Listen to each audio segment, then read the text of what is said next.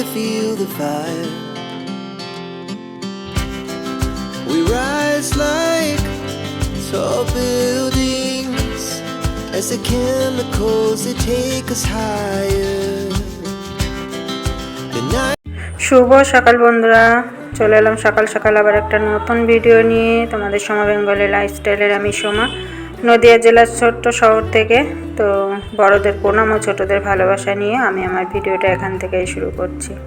তোমরা যে যেখান থেকে আমার ভিডিওটা দেখছো, তো আশা করি তোমরা সবাই ভালো আছো, আমরাও ভালো আছি। তো আজ আমি এখান থেকে ভিডিওটা শুরু করলাম, দেখতে থাকো, আশা করি তোমাদের সবার ভালো লাগবে। তো দেখো সকালবেলা বাইরের কাজকর্ম সব করে নিয়েছি। তো ঘরটা এখন ঝাড় দিয়ে নিচ্ছি। তো ঘরটা ঝাড় দিয়ে নিয়ে তারপরে করবো একটু চা। তো চা করে চা খেয়ে তারপরে আবার বাদ বাকি কাজগুলো করব। তো কালকে তো ভিডিওটা দিয়েছিলাম, যে বলেছিলাম যে নতুন কিছু আসতে চলেছে, তো আমার জীবন কাহিনী নিয়ে। তো সেটা নিয়েই আজকে থেকে তোমাদের সামনে চলে আসছি। তো তোমরা শুধু একটু কমেন্ট করে বলো যে আমি কি কাজের মধ্যে দিয়েই তোমাদেরকে আমার জীবন কাহিনী বলবো, না তোমাদের সামনে বসে তারপরে আমি কথাগুলো বলবো।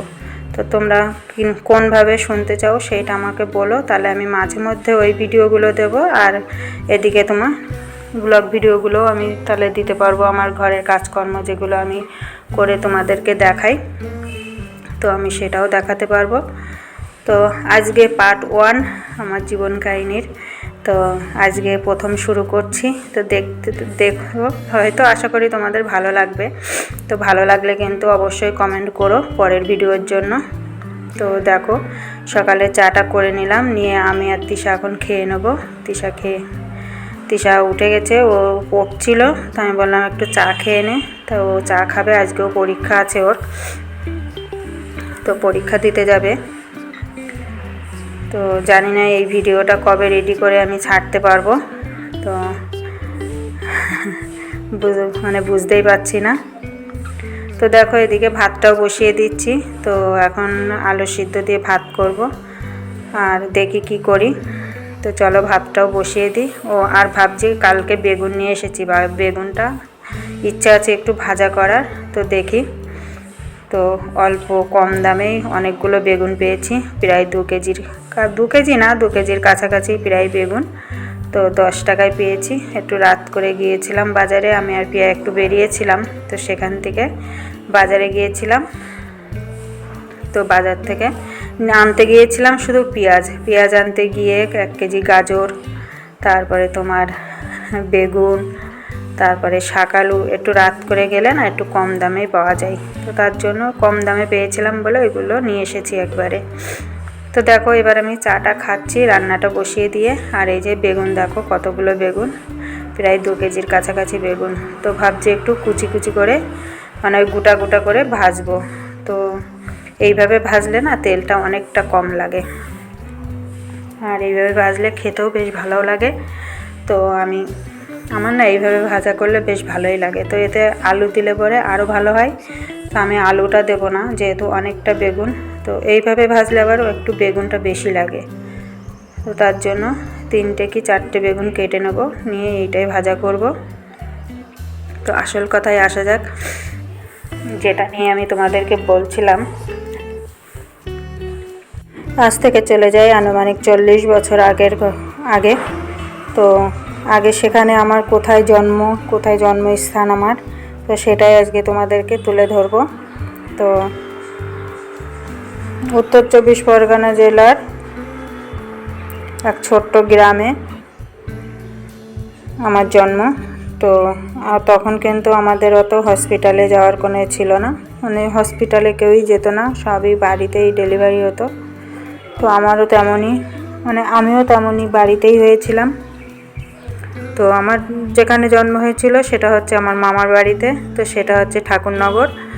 আর ঠাকুরনগরের একটা অত্যন্ত গ্রামে। আর আমার বাবার বাড়ি হচ্ছে বনগাঁ চাঁদপাড়া। তো সেই চাঁদপাড়ার একটা ছোট্ট গ্রামে আমার জন্ম। তো সেখানেই জন্ম হয়েছি, সেখানেই আস্তে আস্তে বড় হয়েছি।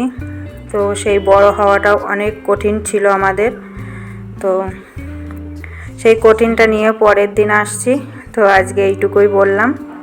তো তোমরা দেখতে থাকো ভিডিওটা, আস্তে আস্তে সবই জানতে পারবে। তো দেখো তারপর আমার বেগুনটাও কাটা হয়ে গেছে। তো বেগুনটা এবার ধুয়ে নিয়ে এসে লবণ মাখিয়ে রাখলাম। আর ওই যে আলুর খোসা, বেগুনের ভুটা, এগুলো সব ফেলে দেবো। তার জন্য এই যে একটা ঝুড়ি নিয়ে আসলাম, ঝুড়িতে তুলে নিচ্ছি। আর ওই জায়গায় কিছু কাগজ, ওই যে কালকে বাজার করে নিয়ে এসেছিলাম সেই সব কাগজ কিছু ছিল, তো সেইগুলোই আবার গুছিয়ে রেখে দিলাম। দিয়ে দেখো ওই যে আলুর খোসা আর বেগুনের ভুটা টুটাগুলো নিয়ে এবারে বাইরে ফেলে দিয়ে আসতে যাচ্ছি। তো চলো বাইরে ফেলে দিয়ে আসি। আর এদিকে তো ভাত বসিয়েই দিয়েছি, ভাতও হয়ে যাওয়ার মতো হয়ে গেছে। তো ভাতটা নামিয়ে এবার আবার করব লঙ্কা ভাজা, তারপরে তোমার পেঁয়াজ ভাজা, ওটা করে আলু সিদ্ধটা মেখে নেব। আর তোমার তারপরে বেগুনটা ভেজে নেব। তো যেহেতু বেগুন তিশা খাবে না, তো সেই জন্য শুধু আলুটা আগে করে আলু সিদ্ধটা মেখে নিয়ে তারপরে ওকে ভাত দিয়ে দেবো। আর আমি এদিকে বেগুনটা ভেজে নেব। তো বেগুন ভাজাটা হয়তো আমি খাবো বেশি, তো পিয়াও হয়তো সে তেমন খাবে না। ও আবার ওই চাকা চাকা বেগুনটা ভালো খায়, কিন্তু আমার কিন্তু এই বেগুনটা ভালো লাগে। আবার এই বেগুনটা ভাজতে গেলে না একটু তেলটাও কম লাগে।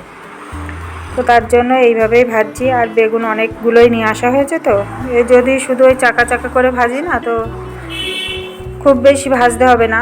আর বেগুন হয়তো নষ্টও হয়ে যাবে। এখন বলেছে বেগুনে পোকা নেই, তবুও কি আর বেগুনে পোকা ছাড়া থাকে বলো? দুটো বেগুনে পোকা ছিল, বেরিয়েছে। তো একটা বেগুনে একটু বেশি ছিল, একটা বেগুনে একটু কম ছিল। তো আর যেগুলো আছে ওগুলো কেমন কি আছে জানি না। তো ওগুলোও তো খেয়ে নিতে হবে, নয়তো আবার নষ্ট হয়ে যাবে। তো ওগুলো পরে রান্না করে খাবো। আর এই দেখো আগে লঙ্কাটা ভেজে নিলাম, নিয়ে এবার পেঁয়াজটার মধ্যে লবণ তো তেলের মধ্যে দিয়েইছিলাম। আর ওই দেখো এখন একটু হলুদ দিয়ে দিচ্ছি। হলুদ দিয়ে পেঁয়াজটা এবার একটু ভাজা ভাজা করে নেব। নিয়ে এবার আর আলু সিদ্ধটা বের করে নেব, নিয়ে একবারে মেখে নেব। আর এদিকে বেগুনটাও দিয়ে দেবো তেলে। তো আমার তেলটাও হয়ে গেছে। তো দেখো এই যে লঙ্কাটা আবার এদিকে মানে নরম হয়ে যাবে বলে আগে ভাবলাম যে তাহলে লঙ্কাটা আগে ভেঙে গুঁড়ো করে নিই। এইভাবে লবণ দিয়ে মাখলে বেশ গুঁড়ো হয়ে যায় ভালো তাড়াতাড়ি। তো লবণ মাখিয়ে রাখলে নরম হয় না। তবু ওই যে গরম ভাত, তো গরম ভাতের উপরে থালাটা রেখে দিচ্ছিলাম, হয়তো নরম হয়ে যেতে পারে। ওই জন্য দেখলাম যে আগে মেখে নিয়ে রেখে দিই, নয়তো নরম হয়ে যেতে পারে। তো তার জন্য তো চলো দেখো আমার কথা বলতে বলতে লঙ্কাটাও মাখানো হয়ে গেল। তো এবার আমি পেঁয়াজ বলছি বেগুনটা নিংড়ে জল বের করে তারপরে তোমার কড়াইতে দেবো। তো ওখানে শুকনো লঙ্কা দিয়ে দেবো। তো দেখো তেলে শুকনো লঙ্কা দিয়ে দিলাম, দিয়ে এবার লঙ্কাটা একটু ভাজা ভাজা হলে এবার বেগুনগুলোর মধ্যে দিয়ে দেবো। তো এই বেগুন ভাজাটা না আলু দিয়ে ভাজলে আরও ভালো লাগে, কিন্তু এই যে অনেকটা হয়ে যাবে, তখন খেতে হবে তো শুধু আমার আলু বেশি ভালোও লাগে না। তো এই জন্য আলু আর দিলাম না। তো দেখো বেগুনটা নিংড়ে দিচ্ছি, কতটা জল বেরোবে, অনেকটা জল বেরোবে।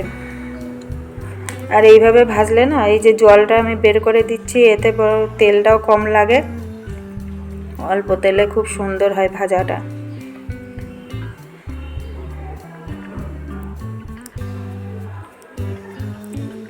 তো আজকের ভিডিওটা তোমাদেরকে কেমন লাগলো অবশ্যই কমেন্ট করে বলো। আর ভালো লাগলে তো লাইক কমেন্ট শেয়ার অবশ্যই করবে। আর যারা নতুন বন্ধু আসছো, ভিডিও দেখছো, সাবস্ক্রাইব করোনি, তো তাড়াতাড়ি সাবস্ক্রাইব করে দাও।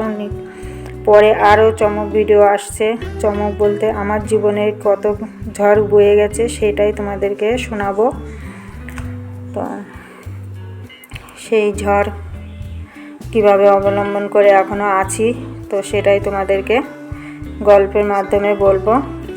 দেখাতে তো আর পারবো না, আমি তোমাদের সঙ্গে গল্প করে বলবো। গল্পটা তো তাড়াতাড়ি বলা হয়ে যায়, কিন্তু সেই গল্পের পেছনে যে কতটা কষ্টকর, সে কষ্টর কোনো কি আর বলবো, কষ্টর কোনো দাম নেই।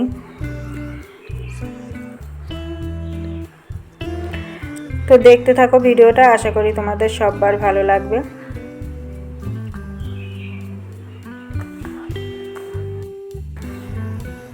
তো দেখো বেগুনটা ঢাকা দিয়ে দিলাম, দিয়ে এবার আমি আলুগুলো বের করে নেব। তো আলুগুলো বের করে আমি মাখিয়ে নেব, নিয়ে তিশার ভাতটা দিয়ে দেবো। ওদিক দিয়ে হাঁকার দিচ্ছে, মা হয়েছে। তো খিদে পেয়ে গেছে। তো এখন 10টা কি 10:30 মতো বাজে। তো ওর ভাতটা দিয়ে দিই আগে, আলু সিদ্ধটা মেখে, কেননা ও তো আর বেগুন খাবে না, ওর বেগুনে আবার অ্যালার্জি আছে, বেগুন খেতে পারে না, বেগুন খেলেই গা চুলকে গা ফুলে যায়। তো ওই জন্য বেগুনটাও খায় না। তো ওই জন্য আলু সিদ্ধটা মেখে নিয়ে আগে ওর ভাতটা দিয়ে দেবো, দিয়ে তারপরে বেগুন ভাজাটা হয়ে গেলে আমি দুটো খাবো, আমি আর পিয়া। তো চলো আলু সিদ্ধটা দেখো সব বের করে নিয়েছি, নিয়ে এবার আলু সিদ্ধটা মেখে নিই। তো আলু সিদ্ধটা মাখা হয়ে গেলে ওকে ডেকে ভাতটা দিয়ে দিয়েছিলাম, ও নিয়ে চলে গেল।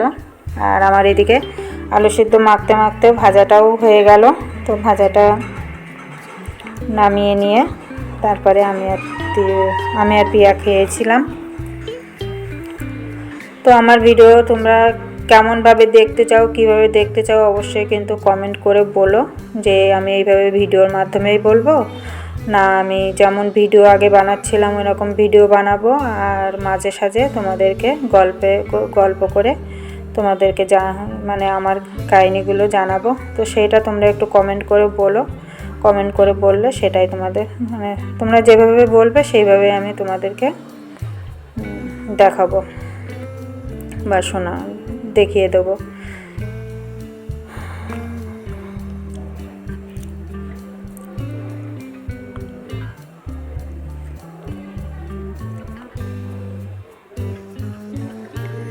তো দেখো আলু সিদ্ধটা কিন্তু আমার মাখানো হয়ে গেছে। তো এইভাবে আলু সিদ্ধ দারুণ লাগে খেতে, কিন্তু এই যে কি ভয়ানক মানে রোগের সৃষ্টি এটা খেলে, তা কি বলবো। এটা খেলে কিন্তু ভীষণই অম্বল হয়। তো যাদের একটু অম্বলের দোষ আছে তারা কিন্তু এটা খেলে খুবই অম্বল হয়, আমারও হয়, কিন্তু তবুও এইভাবে ছাড়া ভালো লাগে না, ওই জন্য এইভাবে একটু করে খাই। তো সব দিন তো আর খাওয়া হয় না, মাঝে মধ্যে একটু খাই।